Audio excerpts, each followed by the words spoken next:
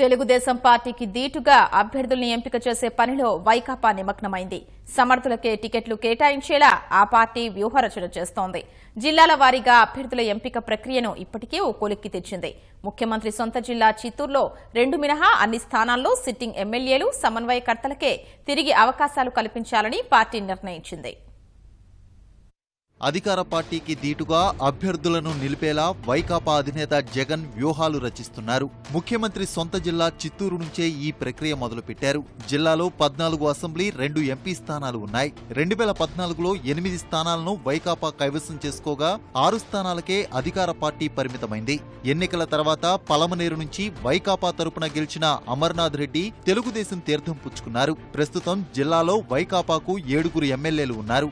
ఈసారి కూడా సిట్టింగ్ ఎమ్మెల్యేలకు వారి స్థానాల్లోనే అవకాశం కల్పించాలని జగన్ నిర్ణయించారు.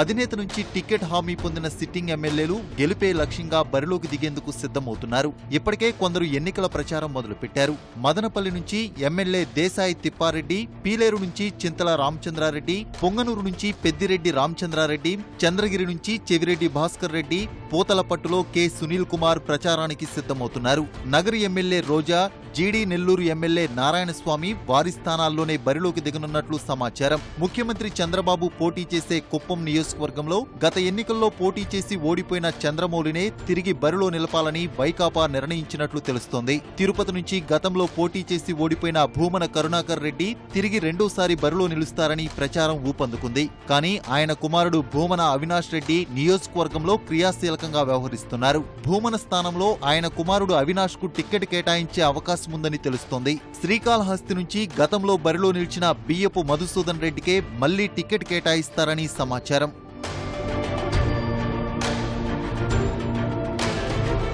పలమనేరు నుంచి 2014లో వైకాపా తరపున పోటీ చేసి గెలిచిన అమర్నాథ్ రెడ్డి తర్వాత తెదేపాలో చేరి మంత్రి పదవి పొందారు. ఈ స్థానంలో ఆయన ఢీకొట్టేందుకు నియోజకవర్గ వైకాపా ఇన్ఛార్జిగా పనిచేస్తున్న వెంకటేష్ గౌడ్ ను బరిలోకి దింపనున్నట్లు సమాచారం. గతంలో ఇదే నియోజకవర్గ సమన్వయకర్తగా పనిచేసిన రాకేష్ రెడ్డి కూడా టికెట్ కోసం తన వంతు ప్రయత్నాలు చేస్తున్నట్లు తెలుస్తుంది. తంబళ్లపల్లి నుంచి 2014లో పోటీ చేసిన ప్రవీణ్ కుమార్ రెడ్డి తర్వాత పార్టీకి దూరంగా ఉన్నారు. అప్పటి నుంచి ఆ నియోజకవర్గ బాధ్యతలను మాజీ మంత్రి పెద్దిరెడ్డి రామచంద్రారెడ్డి సోదరుడు పెద్దిరెడ్డి ద్వారకానాథ్ రెడ్డికి జగన్ అప్పగించారు.